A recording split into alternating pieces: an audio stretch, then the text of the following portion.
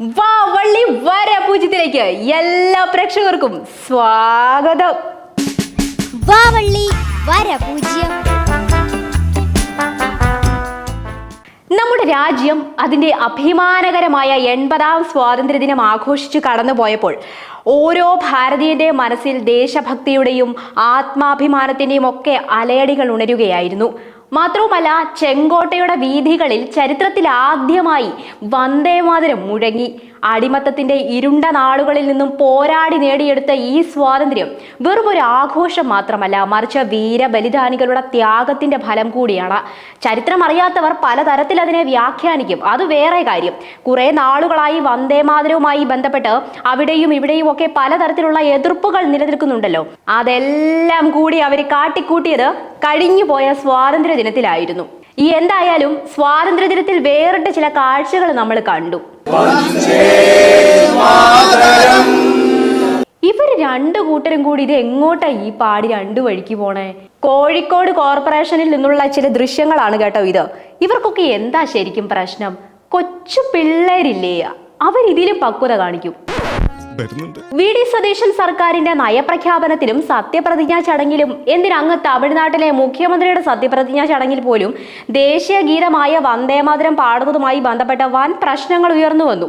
ഈ വിഷയത്തിൽ ഗവൺമെന്റിന് ശക്തമായൊരു നിലപാടില്ല എന്നാണ് മുൻ മന്ത്രിയും ഇപ്പോഴത്തെ പ്രതിപക്ഷ നേതാവായ പിണറായി വിജയന്റെ മരുമകനുമായ മുഹമ്മദ് റിയാസ് പറയുന്നത്.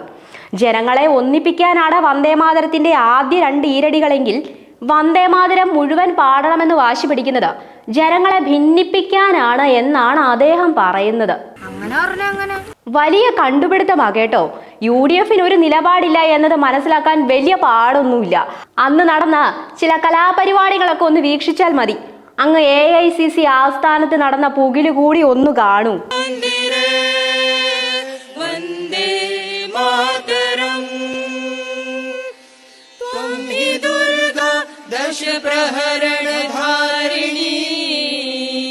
ഞങ്ങൾ അസ്വസ്ഥരാണ് എന്നല്ലേ ദോ കാണിക്കുന്ന വെപ്രാളത്തിന്റെ അർത്ഥം? ഇതിനിടയിൽ AA റഹീമിന്റെ ഒരു കിടുക്കാച്ചി ഡയലോഗ് വന്നായിരുന്നു കേട്ടോ.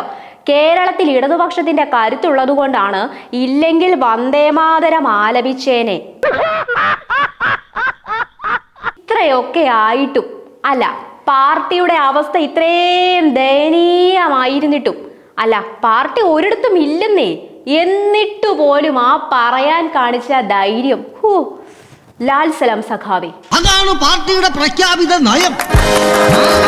മന്ത്രിമാരുടെ സത്യപ്രതിജ്ഞാ ചടങ്ങുകളിൽ കേരളത്തിന്റെ ചരിത്രത്തിൽ ആദ്യമായി വന്ദേമാതരം പൂർണ്ണമായി ആലപിച്ചപ്പോ നോക്കി നിന്നു.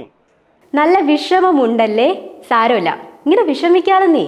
ശരിക്കും ഈ വിഷയത്തിൽ UDF U-turn അടിക്കുമല്ലേ ചെയ്തത്? നിങ്ങളൊന്ന് ഓർത്ത് നോക്കിക്കേ. കഴിഞ്ഞ മെയ് 18-ാം തീയതി ഒരു സത്യപ്രതിജ്ഞാ ചടങ്ങിൽ വന്ദേമാതരം അതിന്റെ പൂർണ്ണ രൂപത്തിൽ ആലപിക്കപ്പെട്ടു. 11 ദിവസത്തിന് ശേഷം ഇതേ സർക്കാർ നിയമസഭയിൽ ആദ്യ 2 വരി മാത്രം മതിയെന്ന് പരസ്യമായി പ്രഖ്യാപിച്ചു. തുടർന്ന് ഗവർണർ അദ്ദേഹത്തിന്റെ അതൃപ്തി അറിയിക്കുകയും ചെയ്തു. ഇത് ന്യായമല്ലെന്ന് മുഖ്യമന്ത്രി ന്യായീകരിക്കുന്നു. എന്നാൽ സ്വാതന്ത്ര്യ ദിനത്തിന് ഒരാഴ്ച മുൻപ് സർക്കാരിന്റെ തന്നെ ചീഫ് സെക്രട്ടറി കേന്ദ്ര സർക്കാരിന്റെ ഒരു നിർദ്ദേശം അതേപടി അനുസരിക്കണമെന്ന് പറയുന്നു. പൂർണ്ണ രൂപത്തിൽ എല്ലാ ചടങ്ങുകളിലും വന്ദേമാതരം പാടുക. ഇതിനൊക്കെ എന്ത് മനസ്സിലാക്കണം നമ്മൾ? പാടില്ല എന്ന് ഇവിടെ തീരുമാനിച്ചപ്പോ ദേ അവിടെ പാടിയിരിക്കുന്നു. വന്ദേമാതരം പാടില്ല എന്നതാണ് പാർട്ടി നയം എന്ന് രാഹുൽ ഗാന്ധി പറയുന്ന ദൃശ്യങ്ങൾ നിഷികാ ദുബെ MP പുറത്തുവിട്ടിരുന്നു. എല്ലാം കയ്യിന്ന് പോയി കേട്ടോ. അതല്ലേ അവിടെ നിന്നോണ്ട് ചിലരൊക്കെ വെപ്രാളം പിടിച്ചത്?